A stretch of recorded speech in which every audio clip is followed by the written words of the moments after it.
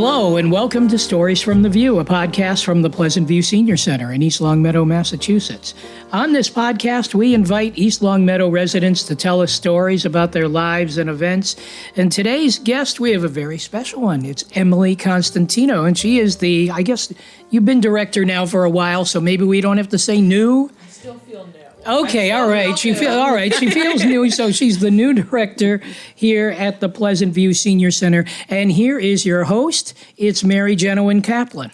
Thank you, Eric. Good morning, Emily. Good morning. I'm so excited. So are we. Now, Emily, you are by nature a helping person. And that's what led you into this fascinating career in social work. Yeah. In your very short life. Emily is very young. Check out the picture. Hold on. I feel... I know, she's aged in the last week or two. You wouldn't believe it, yeah. But tell us, when in your social work career, where did it start? How did you... what? It started, I feel like a lot of people who go into social work have like an early experience with a social worker who helps them. I didn't quite have that. I just feel like I knew from a young age that I wanted to work with people. I knew I didn't want to sit at a desk all day and just type away at the computer and do paperwork all day. I knew that whatever I ended up having to do would have to be interactive because I feel like I'm a pretty social person.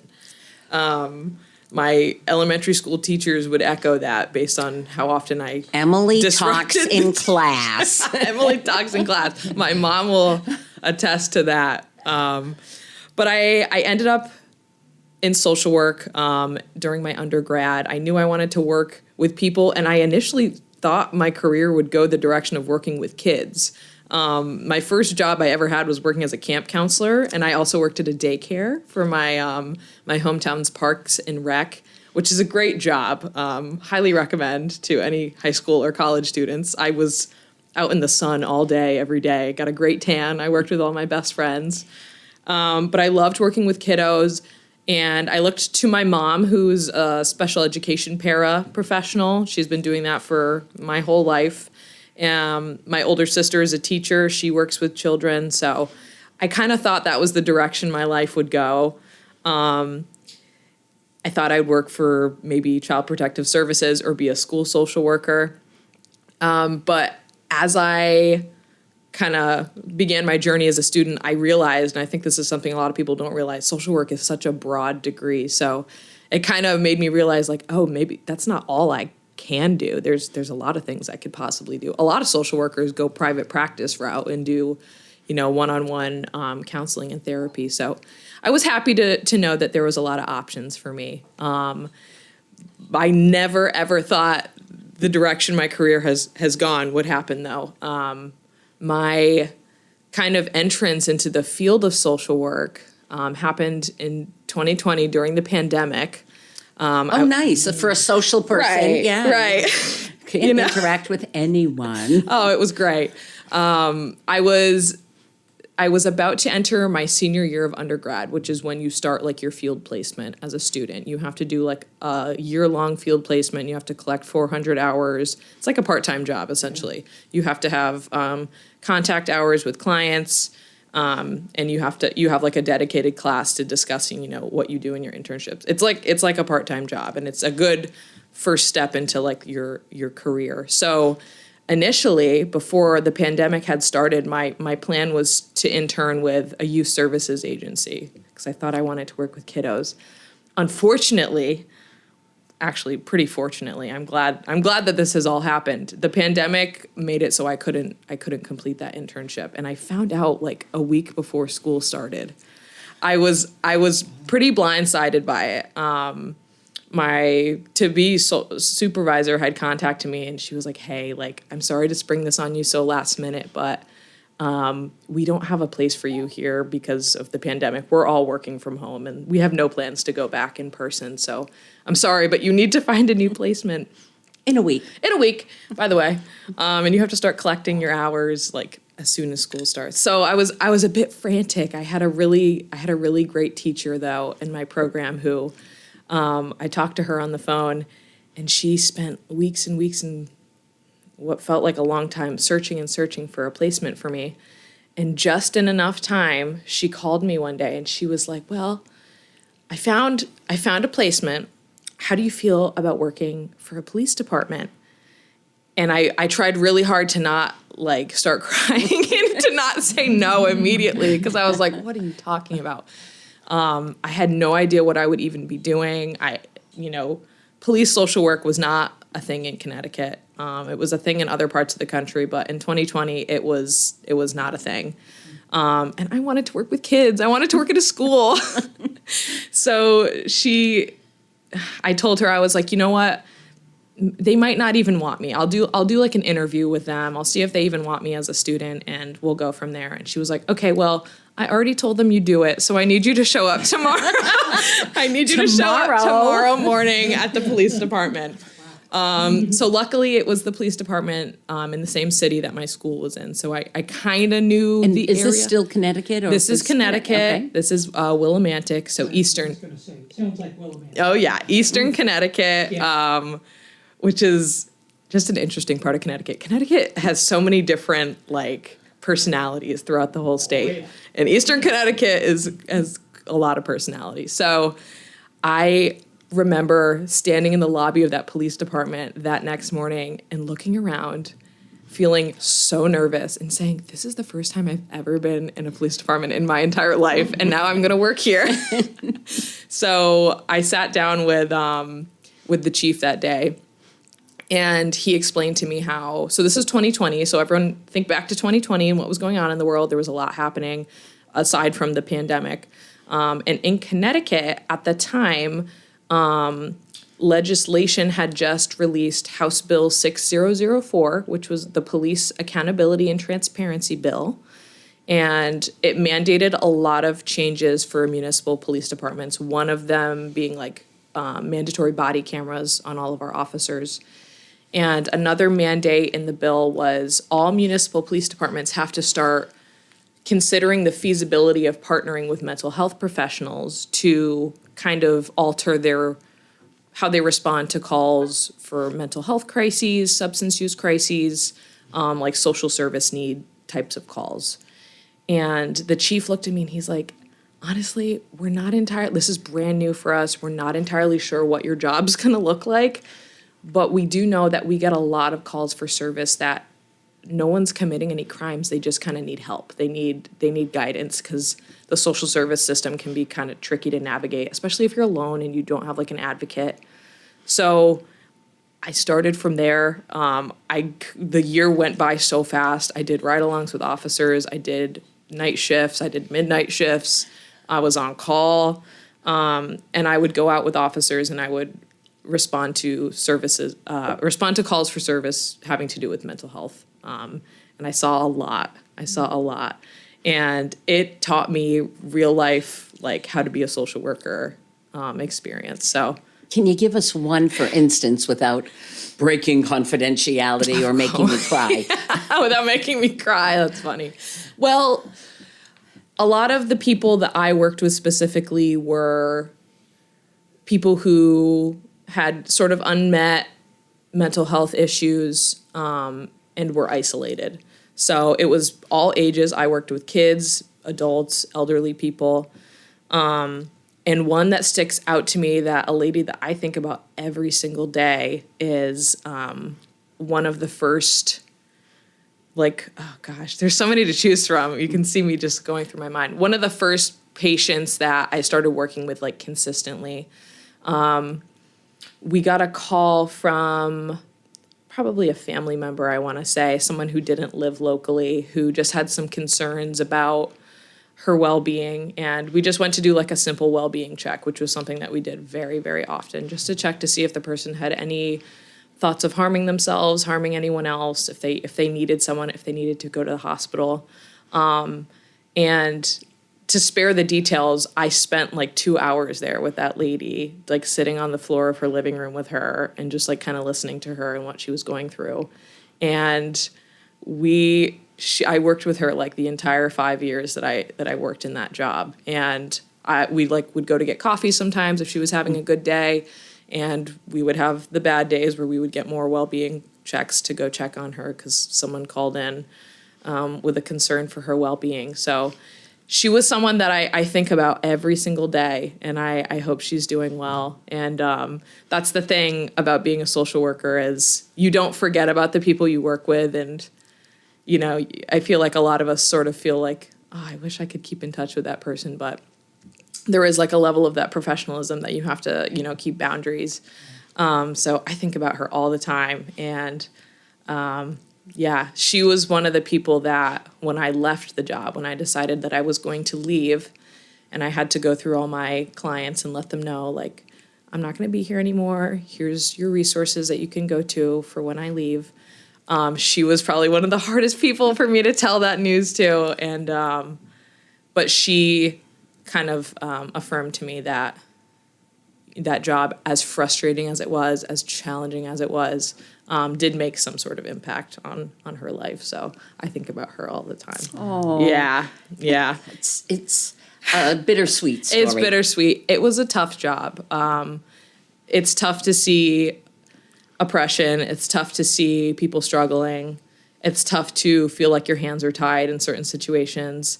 It's tough to see people that you're trying to help get arrested, and to go through kind of the cycle of the criminal justice system. But I met a lot of really lovely people, so I really enjoyed that job. It was very unique. We created like a robust model for police social work that is used like throughout the state now. So very cool. Ooh, very cool. Humble brag. Very cool. I'm very proud of that. And crazy to think that I was a ripe 20 years old when we started that program. So Emily, where did it go from the police world? Right? That's a great question. The FBI, Well, the CIA? Where did you go? My supervisor, the lady who got me the internship, I'm still in touch with her. She's a close friend of mine now. And when I told her I was considering leaving the position, she was like, I don't know if you're ever going to find anything this exciting. I think you're going to be bored wherever you go, trying to kind of keep me in that role because she liked that I was there still. Something I was always really interested in learning more about, and I became interested in it because I had a professor in college who used to be a hospice social worker, was working in hospice. And for those who don't know, hospice is essentially comfort care for people who have a terminal diagnosis. So if you receive a terminal diagnosis of 6 months or less from 2 physicians, you are eligible for hospice care, which means that you sort of discontinue any of your treatment that would help you get better. Or another reason you would be led to hospice is if there are no more options for getting better, and your body is just sort of getting ready to be done. Hospice is for you. And I think there's a very scary connotation with the word hospice. I worked with a lot of families who were very, very scared to sign on their family member to hospice because they think it means that, you know, you have a couple days Giving left. up. Giving in, when in reality, it's kind of a noble, I feel like it's the closest we all get to choosing our own path and ending our life with like dignity and with your, you know, as it's your choice. You know what Easing the transition. Easing the transition. So I found a really great job at working as a hospice social worker in Connecticut. The territory that I worked in was sort of in central to western Connecticut. I worked on a team with nurses. So you're moving west now. Moving a little western. Western? I was still living in eastern Connecticut, so that drive, let me tell you, 84 in Connecticut, it's not for the weak. But I was transitioning a little bit more western in my career path, and I loved that job. A lot of people, when I tell them that I worked in that job, they go, oh, that must be so sad. And, you know, there were sad days. There were definitely sad days, but I met a lot of really lovely families, and it was nice to see that we could offer comfort and like a sense of peace to our families and our patients who their bodies have been through so much, their minds have been through so much. So I really loved that job. It made me very happy. I got to So for those who don't know, if you're a hospice social worker, you work with hospice nurses, physicians. We had chaplains on our team. We had music therapists. We had home health aides on our team. And we all kind of work together for each of our patients to make sure that they have everything they need to kind of ease their transition to end of life. So as a social worker, I met with families and our patients and offered, grief and bereavement support, end of life planning, like final arrangement planning. If anyone had any questions about, like insurance coverage, that sort of thing, that was kind of filtered through the social workers. We offered like respite stays to our patients who their caregivers were experiencing burnout or stress related to caregiving. We tried to give them anything they needed. And I was on call for that job. So, you think about it, if you have a terminal diagnosis, 2:00 in the morning, something could happen. You need to get a hold of your hospice team. So we all took turns and we all were on call and we all worked together to make sure that our patients were kind of overwhelmed with support. That was kind of the goal. So it was a great job. Total change. I have whiplash. Total 180. No. But I think in both of those jobs, and I think this is an important experience for social workers who are kind of getting their feet wet in the field, is both of those jobs, I saw people who were at their very, very lowest and felt very, very either isolated or felt like nothing in their life was going right, or they really just needed an advocate. So I think we need more people in our world who are willing to be there for our people who are feeling low and feeling down and out. So nice social work commercial. Good. Okay. Right. Okay. So then why leave? It was the best job. Why leave? It was time. And I was looking so when I worked for a police department and when I was a camp counselor going way back, I loved working for a town. I loved having the sense of community. I loved kind of collaborating with all the different departments in town. And I really missed that. And it also happened to just coincide with me moving up to Massachusetts to live with my partner. So that makes a lot more sense. So I very fortunately found the COA here. I remember collaborating with our town's senior center when I worked for the police department. And I remember learning, like, geez, I feel like people don't know how much senior centers do and how much they offer. And I feel like I'm still learning. I feel like the general consensus is that we have like bingo and we make nut cups for the nursing home. Yes, that's right. But oh my gosh, what a like robust and resource rich like facility we have here. So can you think back to at the end of your first day here? Oh my gosh. And what was spinning in your head? You know what? My first day, I feel like I was very much eased into the position. And I feel like I just remember my first day I met everyone and I met like a bunch of our people here. I think my head was spinning in the sense where I was like, oh my gosh, there's so many new people I need to meet. Mm-hmm. There's so many names I have to remember. But I was having a really good time just meeting everyone and hearing like, oh, well, I started coming to the senior center for X, Y, or Z, for the SWAT program or for the Shine counseling sessions or for bingo or for pitch or something. Pitch is a big one. And then I stayed for X, Y, and Z. I've heard a lot of stories like that where, and then I've heard stories about our people who started to come to the senior center and used to just sit and watch the activities. And then very slowly they move to the front of the group and they start participating. I love those stories. So my first day, it was funny because everyone kept throwing information at me and was like, I'm sure you're so overwhelmed. But here's another 75 things to learn. Pretty much. But I knock on wood, and I like I told Eric, I still feel very new, but the feeling of overwhelmedness hasn't really hit me yet. I'm still just very like grateful and very, very happy to be here. I feel luckily there's lots of support. I have lots of great, very competent, very self-sufficient staff here they've all taught me a ton. So I feel very happy that we can all kind of rely on each other. I like working in a team. I definitely like working in a team.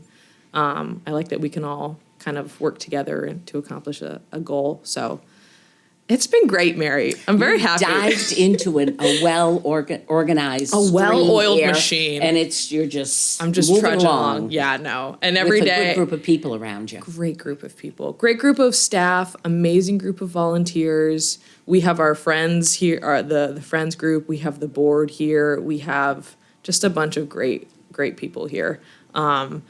It was funny. Last week, I sat in with the town council, which was so scary. Oh, you should have told us. We would have gone and done Oh the my God. wave and- It was well, the town manager asked me to pop in for a few minutes to just kind of speak about the COA and kind of tell you guys what I'm talking about now. And I remember I walked in and they have like that big desk that they all sit around, and I was like, oh dear, I don't know. We should have warned you that, yes. I should have known, but it was fine. It was very nice. They all seemed very, very engaged and very interested. So I'm going to every day I'm learning there's more people in town that I need to meet and I need to get to know because, It'll come. I'm sure. But so far it's been great. We have so much going on here, to the point where it's like, it's kind of, as a social worker who has worked in a community where you feel like there's not enough resources to go around, coming to a place like this is so refreshing and so like encouraging, where I feel like if someone walks through our door and they need help with something, like not only do we have a team of people that are there to help, but we just have like so much to offer. Mm-hmm.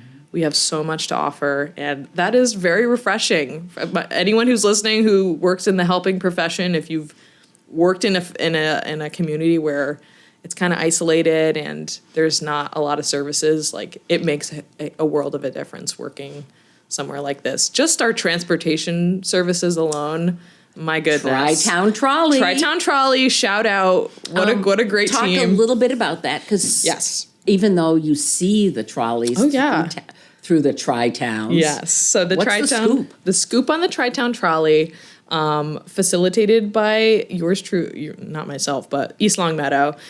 So we work with Longmeadow and Hamden, and we have a team of amazing drivers, and we have a fleet of vans out in our parking lot, you can see. And we offer transportation in town and out of town to doctor's appointments, grocery store visits, errands that you need to run, primarily to our people who might have different levels of, being able to leave the house if they have some sort of disability or they have medical issues for one reason or another. If you have trouble getting yourself out of the house and you need transportation services, we can help arrange those for you, and we can get you where you need to go. So, as a social worker, you have you'd be shocked by like how many times I've tried to arrange transportation for people, and it's extremely unreliable. They're not on time. The wait. You could wait a long time. Correct. And if you're not feeling well or if you have difficulty locomoting, it's hard to wait. Absolutely. And if you are late to a doctor's appointment, what happens then, So I love that we have that here. Our dispatcher, Marilyn, and our coordinator, Terry, do amazing work. I give them so much credit. And all of our drivers are amazing as well. So I love that we have that here. I love that we can offer that to people. We work with PVTA. We have a lease. We have 2 new vans coming in soon. Ooh. Exciting. Very exciting. So is that replacing old ones, or is the fleet growing? The fleet is not growing. We're still going to stay at 4 vehicles just because I feel like, and speaking with Terry and Marilyn, I don't think we need 5. I think we manage with 4. 4 is a good number for us. So we're going to be retiring one of our vehicles currently. So we're going to... They don't owe us anything. Correct. They have it's going to be an even exchange. Time. Oh, correct. So I love that we have that. That's just one of our great services that we have here at the Senior Center. That makes a huge difference if you need transportation services. I see you're making notes. Yeah, so... I can't even ask what's in the future because you're still working on the present, but I don't know. Well, I'm trying to think. So January, you guys know we have our concert series going on this month. Yay. That's been amazing. That has been so fun. I said this in the town council meeting the other night, but like, I definitely don't have any other people in my life who have like a concert at their work every Friday. That's pretty awesome. Like I said, it's nice to, when I have days where I'm at my desk a lot and I have a lot of paperwork to do, or I have a lot of emails to write and I have a lot of coordinating with other powers that be, it's nice to step out of my office for a minute and just go listen to some music and see our people here having a good time and, eating some cookies and having some refreshments. So I love that. Actually, something exciting that's happening that I don't know how much I can say. Well, I'm pretty sure it's like common knowledge. So we have a time capsule, I hear. Oh, yeah. We have a time capsule, I hear. So yesterday, Alicia and I had a meeting with two gentlemen from the Historical Society. So this summer, we have a time capsule. We're digging it up. We're opening it up. And where is this time capsule? The time capsule, I've been told, is buried at Heritage Park, and it was buried Across the street. across the street. It was buried 50 years ago. One of the gentlemen, Tom from the Historical Society, was showing us some pictures from like when they buried it. I think it was on 4th of July that they did it 50 years ago. And the pictures were so cool. So this summer, it's getting dug up for the 50th anniversary. We're going to open it up. We're going to see what's in there. I believe we're going to do it here at the Senior Center, which I am stoked about. Wow. So there's a lot of planning that's still going to happen. There's a lot of coordinating with the rest of the town. And I also hear that we're going to be burying another time capsule. So people are going to have the opportunity to kind of make their little mark and put it in the time capsule for 50 more years from now. And I'm excited. Alicia and I were kind of brainstorming about how we can participate, and we have a couple of ideas, but I'm very excited about that. I'm looking forward to seeing what's in there. I was asking some of our people. I was like going around yesterday after the meeting. I was like, has anyone lived here for 50 years? Does anyone? Oh my gracious, yes. Has anyone lived here for 50 years? Does anyone remember when this happened? And a couple of people were like, oh yeah, yep, I remember. So I think that's very cool. I love that. Yeah. That is. Yeah. We have a lot of history in this building. I like it. And it comes in a variety of ways. Yeah. We interviewed Chris Millen Okay. early on in our podcast. Yep. Who, at that time, I think she was a mere 92. Oh my gosh. And she's still living in the house she was born in. That's 92 amazing. years ago. I love when I hear stories like that. I love hearing some of our people here like went to school here when this was a school. Yeah. And there's a few who have mentioned that Yes. our activity room is a little unnerving for them because that was the principal's office. Oh my gosh, that's We're right. sending them with PTSD from their I have noticed childhood indiscretions. the activity room is a little empty sometimes, and I wonder why. I wonder why that is. I think people The might be ghost avoiding of it. children past. That's You can funny. never Oh, I tell. love that this was a school. I know Brian Ash, our State state rep. rep. Yeah. I met him recently, and I think he told me that he went to school here. So I think that's very cool. I think I love that we have lots of history in town, and I'm still learning about all of it. So, yeah. Well, so the message is, if any of our listeners haven't met you yet, Yes. that you are anxious to meet them. I am. And I will say your entrance into this building was heralded with people so excited to meet you and to see you Well, out on the floor. I have been trying to make an effort every day to kind of get out there and escape my computer and escape the tasks just so I can kind of sit down with people and meet them, because every day there's someone here that I haven't met yet. So yes, the message is, please, I'd love to meet you if I haven't yet.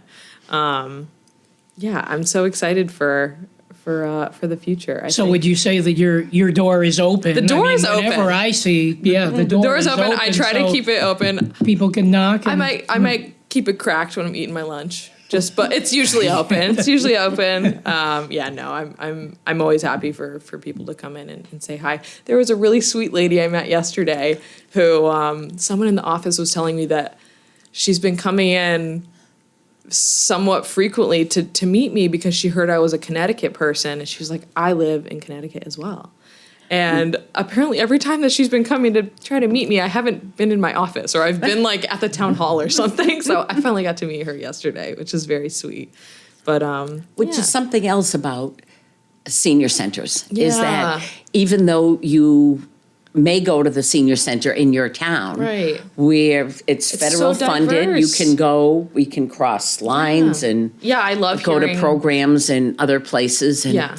some of us, even who don't live in East Long Meadow, can come and volunteer. Oh, yeah. So I that's love a good that. thing. I like hearing about all of the different COAs in the area and how we're all different from each other and all the different things that we can offer. So I really enjoy that. I like hearing, because I'm not from this area, so I like hearing about different towns And near each here. has its own feel, Yes. its own vibe. I've learned that. But overall, to kind of echo what you said, it has been like a very warm, very, very warm welcome.